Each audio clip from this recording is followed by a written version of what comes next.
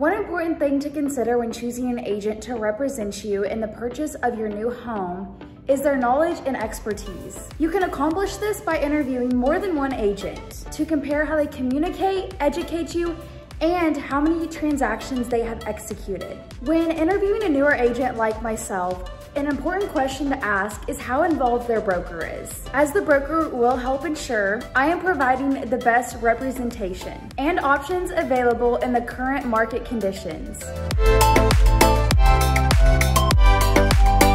You may be curious about buying your first home or investment property. Make sure you seek pre-approval in the very beginning before you see your first house, because this will help you establish a realistic budget and provide you comfort with your monthly payment. If you have been looking at homes online, understand that the online payment calculators are inaccurate because they don't take into consideration everything that a mortgage lender would. Because nothing is worse than falling in love with a home that you can't afford or you don't want to afford in your monthly payment. Wait. Before you decide to see your first home, one important thing to consider is reviewing information about the neighborhood and about the property and each property.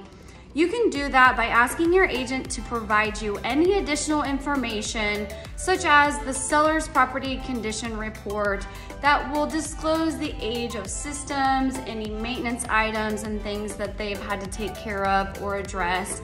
And that way you can see if there are any deal breakers up front before you decide to go and tour the home.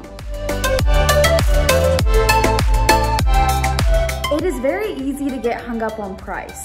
When the time comes to write an offer on the house that you fall in love with, it is more than just about the price. You also need to talk about the terms to establish what is most important to you as the buyer. While the purchase price is typically thought of as the most important part, it can be very easy to forget about the other parts of the contract that can also be very appealing and help you out as the buyer.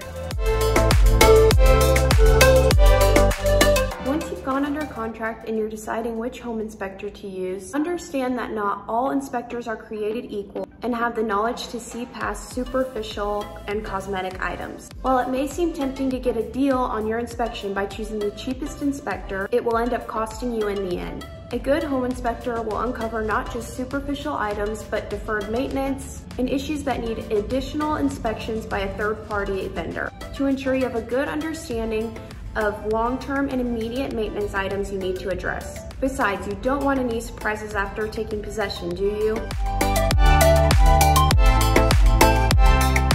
One of the best ways to protect your largest financial asset is to make sure that you have proper insurance covered. Once going under contract, it's a great idea while your home inspector is doing inspections to go ahead and get several different insurance quotes to make sure that you're getting the best possible coverage at the best possible price. It's very important because most homeowners find out that they don't have proper coverage when something bad happens. So it's a great idea to ask each insurance agent what coverage you're getting so you understand what is covered and what is not. When it comes to your appraisal, it is best to pay for it up front in order to avoid any delays because appraisals can be booked out about 3 weeks at a time. If you are getting a VA or an FHA loan, it is important to address any necessary repairs that may be required from the appraiser during the inspection negotiations. After going under contract, make sure your agent provides you a copy of the title commitment.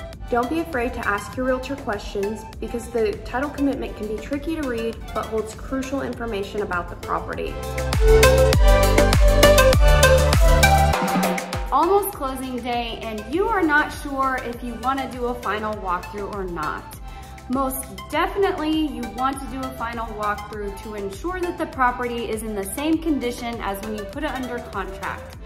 One thing that's important as well is if there is any conditional items when you walk through the property during your showing or during inspections that make you kind of consider, it's probably not going to be ready on the closing day, you'll want to schedule your final walkthrough a few days in advance. That way there's some time to get any last minute items addressed by the seller. You also at your final walkthrough want to make sure that everything's in good working order and that all the things that were working at the time you put it under offer are still in working condition. On the day of closing, any funds needed at the closing table will need to be in the form of certified funds. Certified funds would be in the form of a cashier's check, money order, or wire transfer. If you do choose to wire in the funds, make sure you do that ahead of closing so that way it arrives on time.